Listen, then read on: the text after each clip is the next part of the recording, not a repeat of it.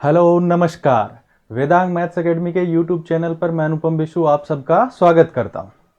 आज हम चालू करने जा रहे हैं देखो एक नया टॉपिक लीनियर अलजेब्रा।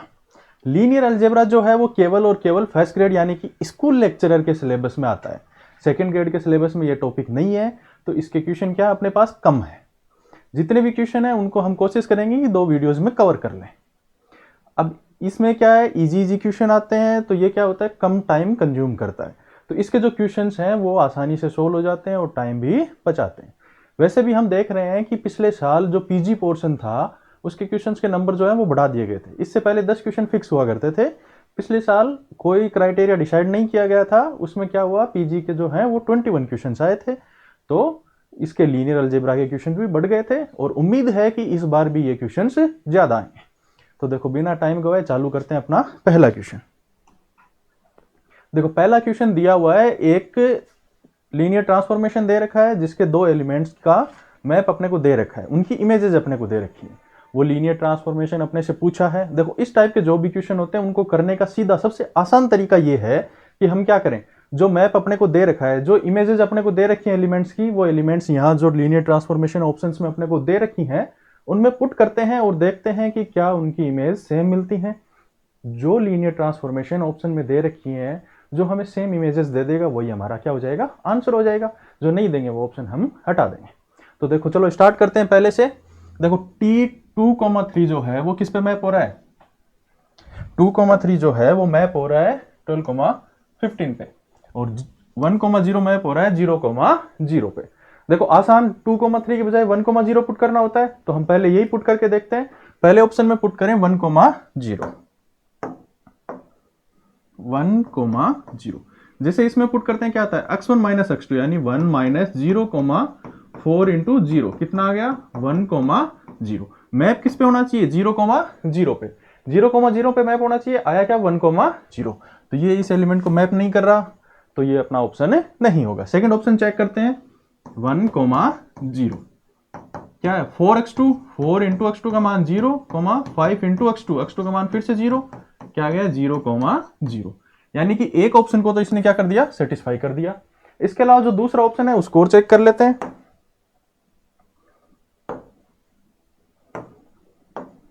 देखो दूसरा ऑप्शन चेक करते हैं, दूसरा क्या दे रखा है, 2,3। 2,3 रखने का मतलब है 4 इंटू x2, x2 का मान 3, 5x2, 5 इंटू 3 कितना आ गया 12,15। जो हमें दे रखा था वो ऑप्शन यही है, यानी कि इसका आंसर कौन सा आ जाएगा, ऑप्शन नंबर सेकंड। बाकी ऑप्शंस भी अपन चेक कर लेते हैं। इसमें रखें 1,0, क्या आएगा 4 इंटू x1, x1 का मान 1, 5 इंटू x2, x2 का मान 0 कितना आ गया 4,0। आना कितना चाहिए था 0,0, तो ये भी अपना ऑप्शन नहीं रहा। चौथा और चेक कर लेते हैं, 1,0 रखने पे क्या आएगा 1 प्लस 0, 1 माइनस 0, यह आ गया 1,1 के इक्वल। ये भी ऑप्शन नहीं रहा, तो 3 ऑप्शन अपने क्या हो गए गलत, एक ऑप्शन सही है, यही हमारा आंसर होगा।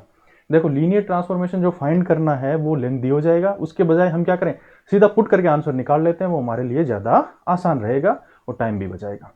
चलते हैं अपने दूसरे क्वेश्चन की ओर। दूसरा क्वेश्चन दे रखा है, 3 वेक्टर अपने को दे रखे हैं R3 के अंदर।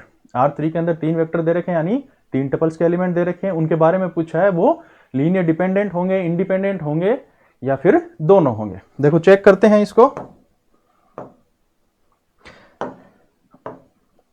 देखो लीनियर डिपेंडेंट और इंडिपेंडेंट देखने के 2 तरीके हैं अपने पास। 2 तरीके से देख सकते हैं, एक होता है डिटरमिनेंट का तरीका जो थोड़ा आसान पड़ता है, दूसरा तरीका होता है जो लीनियर डिपेंडेंट और इंडिपेंडेंट की जो परिभाषाएं होती हैं उनके तरीके से। तो देखो जो डिटरमिनेंट का तरीका है उसके हिसाब से देखते हैं क्या करें, जो एलिमेंट्स हमें दे रखे हैं तीनों को डिटरमिनेंट फॉर्म में लिख लेते हैं। 1, 3, 2, 1 माइनस 7 माइनस 8, 2, 1 माइनस। अब इस डिटरमिनेंट का मान निकाल लेंगे। अगर इस डिटरमिनेंट की वैल्यू 0 आ जाती है तो क्या हो जाएंगे एलडी, रैखिक आश्रित लीनियर डिपेंडेंट एलिमेंट्स। अगर नॉन जीरो आती है तो क्या हो जाएंगे स्वतंत्र एलिमेंट्स। यानी कि अगर डिटरमिनेंट ऑफ ए की वैल्यू अगर इक्वल टू 0 आ जाती है तो क्या हो जाते हैं एलडी, आश्रित, रैखिक आश्रित। और अगर डिटरमिनेंट ए की वैल्यू नॉन जीरो आती है तो वो क्या हो जाएंगे एलआई एलिमेंट्स, लीनियर इंडिपेंडेंट, स्वतंत्र, रैखिक स्वतंत्र। तो देखो चेक करते हैं अब। डिटरमिनेंट को सोल्व करना हमें आता है, क्या हो जाएगा, पहला एलिमेंट 1, उसके बाद क्या अंदर 7 -7 इंटू -1, फिर माइनस करके -8 इंटू 1, तो ये क्या 7 माइनस माइनस क्या हो जाएगा प्लस और 8।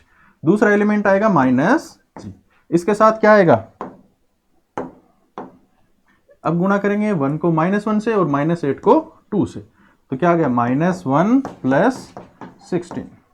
तीसरा एलिमेंट +2, इसके साथ क्या करेंगे,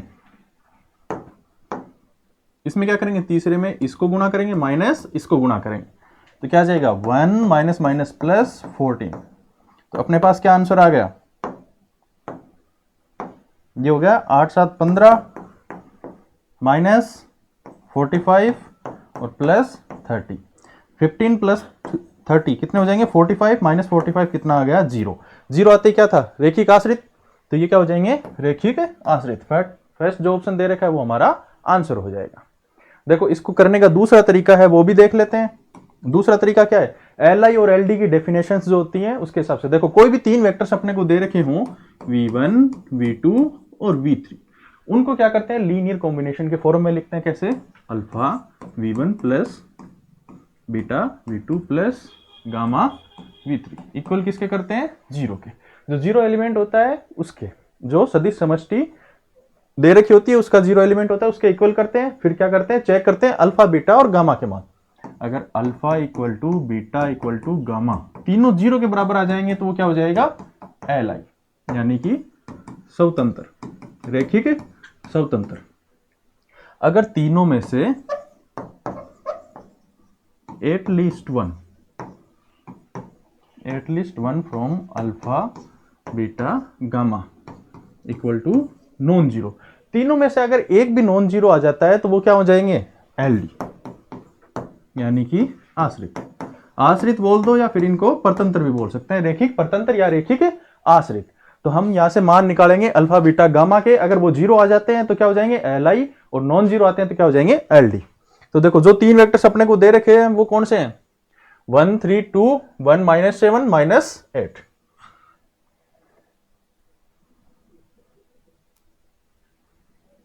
यही सोल्व कर लेते हैं एक तरफ।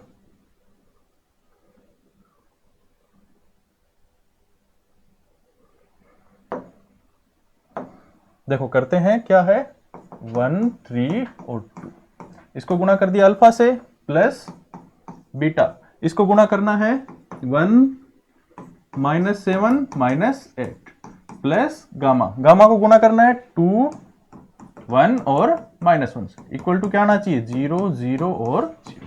R3 जो है उसका जीरो एलिमेंट क्या होता है 3 टपल्स में 0। इसको सोल्व करें तो क्या आ जाएगा, पहला एलिमेंट क्या आएगा alpha into 1 alpha, beta into 1 plus beta plus 2 gamma.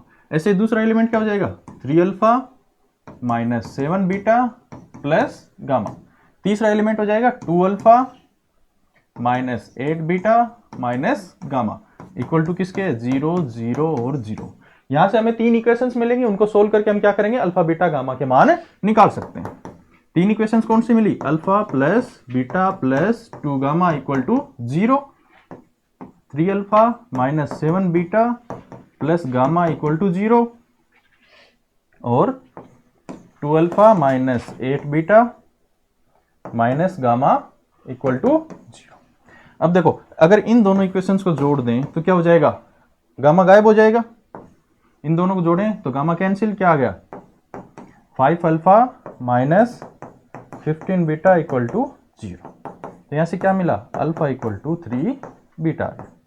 Alpha equal to 3 beta हमें मिल चुका है। क्या करें, बीटा का एक मान रख दें, कोई भी बीटा का जैसे इसमें मान रखें, या फिर एक दूसरी इक्वेशन, दो और इक्वेशन लेके उनको सोल्व करके भी देख सकते हैं अपन। जैसे इन दोनों को लेके सोल्व कर लें, इसको 2 से गुणा करके जोड़ दें तो भी सोल्व कर सकते हैं, या फिर यहां से बीटा इक्वल टू 1 रखूं तो अल्फा इक्वल टू क्या आ गया 3।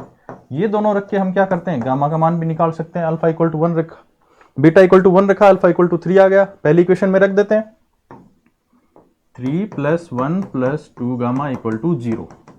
तो यहां से क्या मान आ गया, यहां से क्या मान आ जाएगा 2 गामा इक्वल टू -4, तो गामा इक्वल टू -2। ये तीन मान हमें मिल गए, कौन से, alpha equal to 3, beta equal to 1 और गामा इक्वल टू -2। तो देखो अल्फा बीटा गामा तीनों के क्या है, अल्फा नॉन जीरो है, यहाँ से बीटा भी क्या है, नॉन जीरो है, गामा भी क्या है, नॉन जीरो। हमें तो केवल एक वैल्यू नॉन जीरो चाहिए थी, यहाँ तो तीनों हमें क्या मिल रही है, नॉन जीरो। तो ये क्या हो गए, एलडी। जो डेफिनेशन हमने लिखी थी उसके हिसाब से ये क्या हो गए, एलडी। ये डेफिनेशन हमने लिख रखी थी रैखिक आश्रित।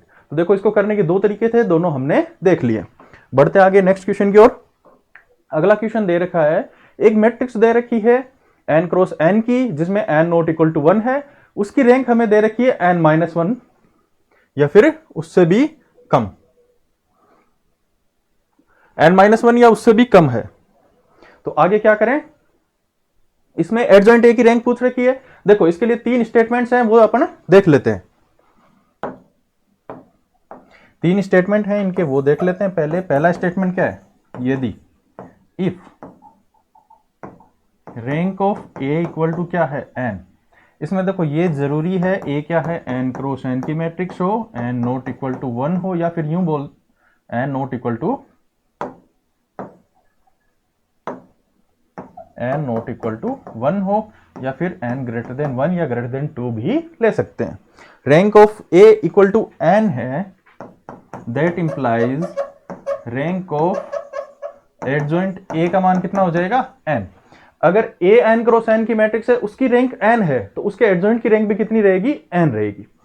सेकंड स्टेटमेंट क्या है, if rank of a equal to n minus 1। जैसे ही a की रैंक एक कम हुई, तो देखो रैंक ऑफ एडजॉइंट ए क्या हो जाएगी, rank of adjoint a equal to क्या हो जाएगी, n माइनस 1 हुई थी, यहां कितनी बचेगी, केवल एक बचेगी। अगर a की रैंक एक कम होती है, n माइनस 1 हो जाती है, तो एडजॉइंट की रैंक कितनी हो जाएगी, केवल 1। तीसरा स्टेटमेंट है, if rank of A less than n minus 1, n minus 1 से कम हो, चाहे n माइनस 2 हो, चाहे n माइनस 3 हो, 1 हो, 0 हो, कितनी भी हो जाए, तो रैंक ऑफ एडजॉइंट ए कितनी हो जाएगी, rank of adjoint A equal to कितनी हो जाएगी, 0। देखो जैसे ही a की रैंक जो है वो n माइनस 1 से कम होती है, वैसे रैंक ऑफ एडजॉइंट ए कितनी हो जाएगी, 0। यही क्वेश्चन में पूछ रखा है, ए क्या दे रखी है, n क्रॉस n की matrix, n not equal to 1 है, रैंक ऑफ ए कितनी दी है, n minus 1, rank of A कितनी दी है, less than n minus 1, less than n minus 1 होते ही एडजॉइंट ए की रैंक कितनी हो जाती है, 0। तो आंसर के कौन सा हो जाएगा, फोर्थ ऑप्शन। तो ये तीन स्टेटमेंट याद रखने, इनके बेस पे ये सीधा सीधा क्वेश्चन पूछा हुआ था। ये स्टेटमेंट याद होंगे तो ये क्वेश्चन को हम 10 सेकंड के अंदर कर सकते हैं। नेक्स्ट क्वेश्चन की ओर चलते हैं। यहां अपने को 4 स्टेटमेंट दिए हुए हैं और पूछा है कि इनमें से कौन सा सत्य नहीं है, नॉट ट्रू पूछ रखा है। तो देखो पहला स्टेटमेंट क्या दिया है, एन वी के n+1 सदिशों की प्रत्येक सूची रैखिक स्वतंत्र है। सबसे पहले तो देखो इसमें क्या दे रखा है, वी एक सदिश समष्टि दे रखा है n वीमा का, जिसकी डायमेंशन कितनी है, n। देखो कोई भी सदिश समष्टि है जिसकी डायमेंशन n दे रखी है, तो उसमें क्या होगा, उसके बेस में n एलिमेंट्स होंगे, जो n एलिमेंट्स क्या होंगे, li भी होंगे, और उसको क्या करेंगे, उसके विस्तार भी करेंगे या फिर उसको स्पान करते हैं।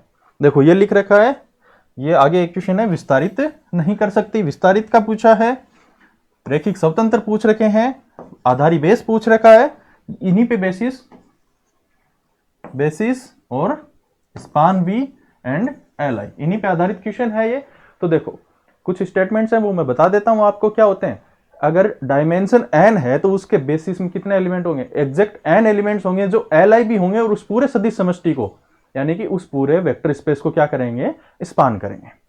अगर n से कम है, n से कम li वेक्टर्स हो सकते हैं, लेकिन कभी भी n से ज्यादा li वेक्टर्स नहीं मिल सकते। क्यों, क्योंकि उसकी डायमेंशन कितनी है, n।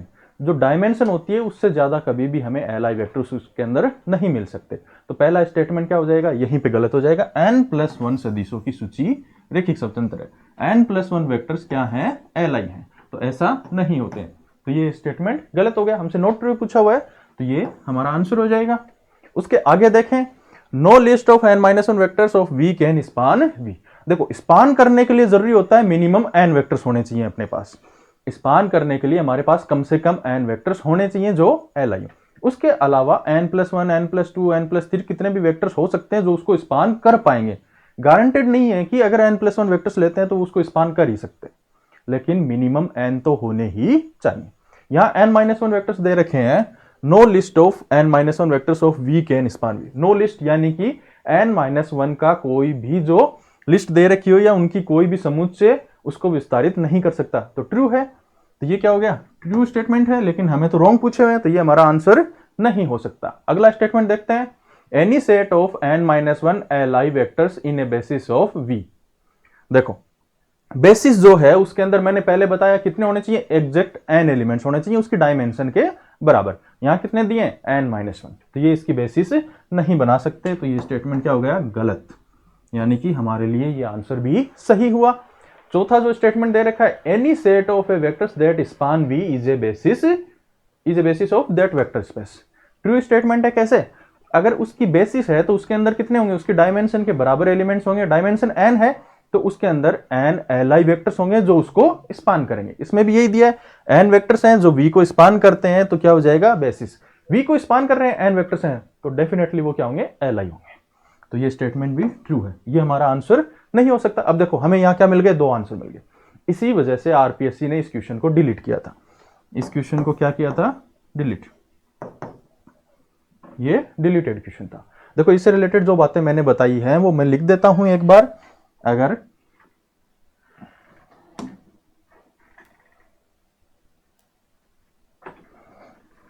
देखो dimension of a vector space V equal to n है, तो जो इसकी बेसिस होगी उसकी कार्डिनलिटी कितनी होगी, n, यानी कि उसमें n एलिमेंट्स होंगे, n एलिमेंट्स उसके अंदर आएंगे। ये n एलिमेंट्स क्या होंगे, n एलिमेंट्स li भी होंगे और v को स्पान भी करेंगे। जो n होंगे वो li होंगे, v को स्पान करेंगे। अगर n li वेक्टर्स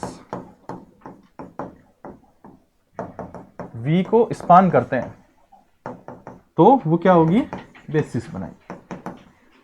अगर बेसिस है v को स्पान करती है तो वो n क्या होंगे, li भी होंगे।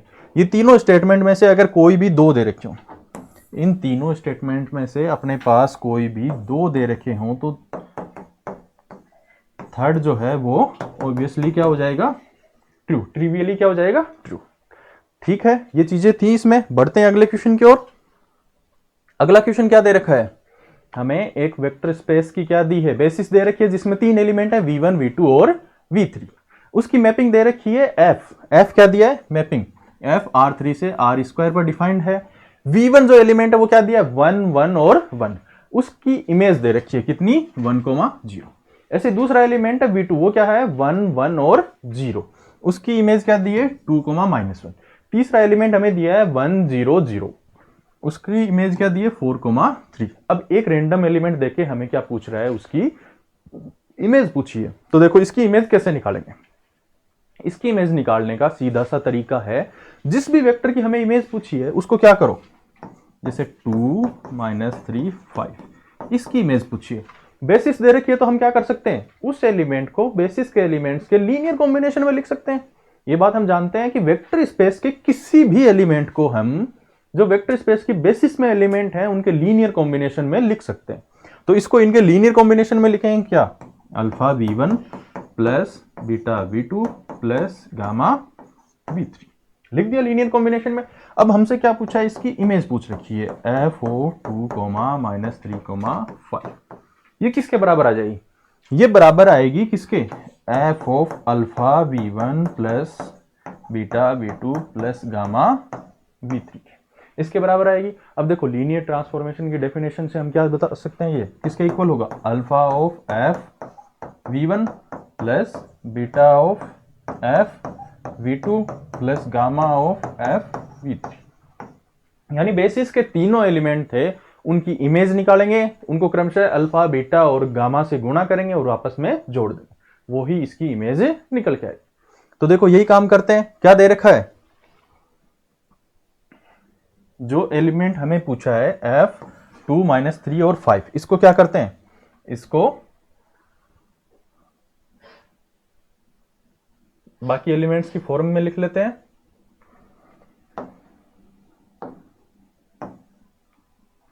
देखो क्या दिया हुआ है, 2 -3 और 5, इसको किस रूप में लिखते हैं, अल्फा ऑफ v1 का मान कितना है, 1 1 और 1, plus beta of v2 1 1, 0, plus gamma of v3 1 0 और 0, लिख दिया। अब देखो कि किसके बराबर हो जाएगा, ये 2 कोमा माइनस 3 कोमा 5 किसके इक्वल आया? अल्फा बीटा और गामा को गुणा करेंगे तो क्या आ गया? Alpha plus beta plus gamma. दूसरा एलिमेंट क्या बनेगा? Alpha into 1 beta into 1 but gamma into 0, तो क्या आ गया? Alpha plus beta. और इसी तरह तीसरा एलिमेंट क्या आएगा? केवल अल्फा, इसके बराबर आ गया। अब कंपैरिजन करें दोनों तरफ का तो क्या हो जाएगा? यहां से सीधा सीधा बोल सकते हैं अल्फा इक्वल टू कितना आ गया? 5। एक तो ये हो गया हमारा। दूसरा क्या दे रखा है हमें? दूसरा दे रखा है alpha plus beta equal to -3। यहां से अल्फा का मान रखें तो बीटा इक्वल टू कितना आ जाएगा? 5 प्लस बीटा इक्वल टू -3, तो बीटा इक्वल टू कितना आ गया? -8। तीसरा एलिमेंट निकालें तो क्या आ जाएगा? Alpha plus beta plus gamma equal to कितना आएगा? 2। अल्फा का मान 5, बीटा का मान -8 प्लस गामा इक्वल टू 2। तो यहां से गामा का मान कितना आ गया? -3, उधर भेजेंगे +3, तो क्या हो जाएगा? Gamma equal to 5। तो अल्फा बीटा और गामा के मान कितने आ गए? 5, -8 और 5। ये मान यहां रख देंगे और हमें क्या हो जाएगा? इसका आंसर मिल जाएगा। अल्फा का मान कितना आया? 5। एफ ऑफ v1 का मान कितना दे रखा है? 1,0 प्लस बीटा का मान कितना आया? -8, तो ये क्या हो जाएगा? -8। और एफ v2 का मान कितना दे रखा है? 2,-1, तो ये कितना आ जाएगा? 2,-1 प्लस गामा, गामा का मान कितना दिया है? 5, अपने निकाला है। गामा का मान कितना आया? 5। और v3 का कितना दे रखा है? 4,3। इसको सोल्व करते हैं। अब क्या आ जाएगा? 5 -16 और वहां से कितना आया? +20, 5 इंटू 0 तो 0, -8 इंटू -1 +8 और +15, तो ये कितना आ गया? 9,23।